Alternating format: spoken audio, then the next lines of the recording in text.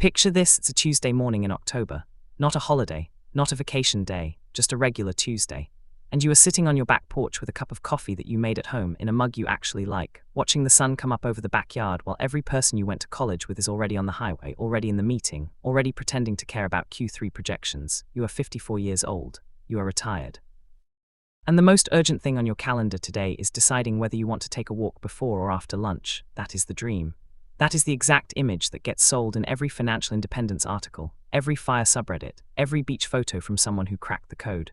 Retire early, live free, beat the system, and I am not here to tell you it isn't possible. It absolutely is. People do it every year. I am here to tell you something nobody in those beach photos ever posts about. The number. The actual, honest, unsexy number that stands between your Tuesday morning coffee and the Tuesday morning where you're still answering emails. Because most people who dream about retiring between 50 and 60 have a vague idea of what they want.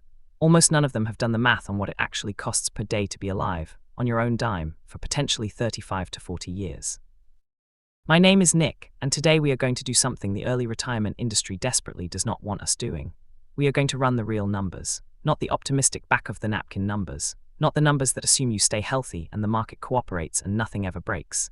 The actual numbers. The ones that determine whether your Tuesday morning coffee tastes like freedom or like the slow-moving anxiety of watching an account drain that you cannot refill. Let's start with the number almost everyone gets wrong. When most people think about retirement costs, they think about their current monthly expenses and assume that's roughly what they'll spend in retirement. Maybe a little less because the mortgage will be paid off. Maybe a little more because they want to travel.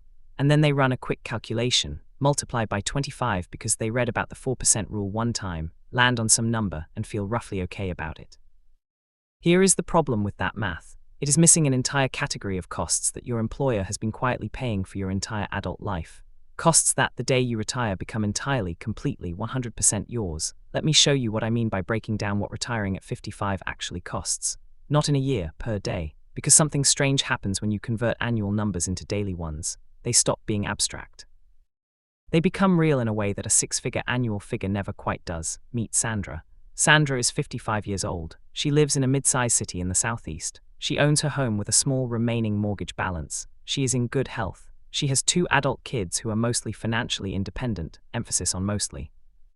She has spent the last 25 years working in healthcare administration, built up a solid 401k, has some money in a brokerage account, and has been quietly fantasizing about retiring for about 4 years. Sandra is not extravagant. She is not planning to buy a yacht or fly business class to Europe every spring.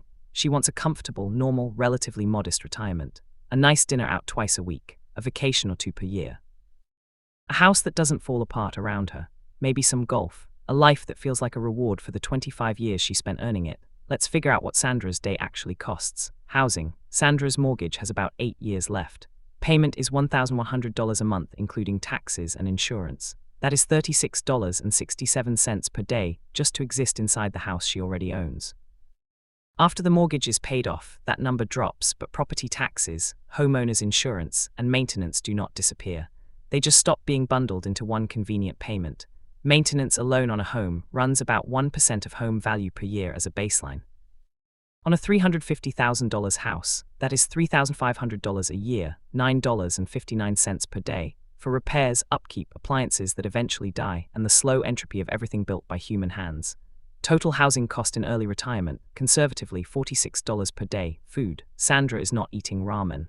She is also not eating at steakhouses every night. The USDA moderate cost food plan for a single adult woman over 50 runs about $350 to $420 per month. Let's call it $385 to include the occasional restaurant meal that isn't part of her entertainment budget. That is $12.83 per day to eat, not luxuriously, just normally. Healthcare. Here is where Sandra's retirement math quietly starts to fall apart if she hasn't planned for it. Because Sandra is 55, she is a full decade away from Medicare eligibility. That means she is buying private health insurance on the open market for 10 years, entirely on her own. The average individual health insurance premium in 2026, for a 55-year-old woman in reasonably good health, is approximately $620 per month on the ACA marketplace, assuming she is not eligible for subsidies, which at her income level in retirement she may or may not be depending on how she draws down her accounts. That is $20.67 per day just for the premium. That does not include the deductible. That does not include copays, prescriptions, dental or vision. which Medicare does not fully cover even when she eventually reaches it. Add dental and vision coverage at roughly $80 per month combined, and you are at $700 per month, $23.33 per day, just to be insured against the cost of existing in a human body that is now in its mid-50s. Healthcare is the single biggest wildcard in every early retirement calculation. The American Journal of Public Health has documented that the period between retirement and Medicare eligibility is the most financially dangerous window in a retiree's life. Not because healthcare events are most likely to happen then, but because the cost of insuring against them is entirely unsubsidized and the consequences of being uninsured are catastrophic. Sandra's daily healthcare cost, $23.33, and that is a good day. That is a day where nothing actually goes wrong. Transportation. Sandra is not commuting anymore. That is the upside. The downside is that her car still needs gas, insurance, registration, and eventually a replacement. A reliable used vehicle, insurance for a 55-year-old with a clean record, fuel and maintenance runs roughly $650 per month for someone driving a normal amount. That is $21.67 per day to move through the world. Utilities and household basics. Electric, gas, water, internet, phone. The unsexy monthly bills that exist regardless of whether you are employed or not. Average for a single person in a moderate climate is around $400 per month, $13.33 per day, entertainment, travel, and the actual point of retiring. This is the part people both overestimate and underestimate simultaneously. Overestimate because they imagine every week looking like a vacation. Underestimate because they forget that entertainment is no longer optional filler between work commitments. It is the primary activity of every day. If Sandra budgets $300 per month for entertainment, hobbies, and subscriptions, and sets aside $4,000 per year for one meaningful vacation, her blended daily cost here is $20.93, the dollar's miscellaneous category. Nobody budgets for clothing, gifts, haircuts, pet costs if she has one, the occasional home professional, the unexpected thing that falls outside every other category. Financial planners call this the life happens budget. Realistically, for a single retiree living modestly, this runs $200 to $300 per month. Call it $250, which is $8.33 per day. Now let's add Sandra's day up housing, $46. Food, $12.83. Healthcare, $23.33. Transportation, $21.67. Utilities, $13.33. Entertainment and travel, $20.93. Miscellaneous, $8.33 total dollars, $146.43 per day, $146.43 every single day. To live Sandra's modest, normal, non-extravagant retirement, that is $53,447 per year. Now here is where this gets important. Because most people look at that number and think, okay, $53,000 a year, I can work with that. Multiplied by 25, I need $1.34 million. Fine, but Sandra is 55 years old, and she has a reasonable chance of living to 88. That is 33 years of retirement. Not 25, the 4% rule was designed around a 30-year retirement horizon, which means it was designed for someone who retires at 65 and lives to 95. Someone who retires at 55 and lives to 88 also has a 33-year runway, which works mathematically, but leaves almost no margin. And someone who retires at 50 and lives to 88 has a 38-year horizon that begins to stress test the 4% rule in ways that academic researchers have explicitly flagged as risky.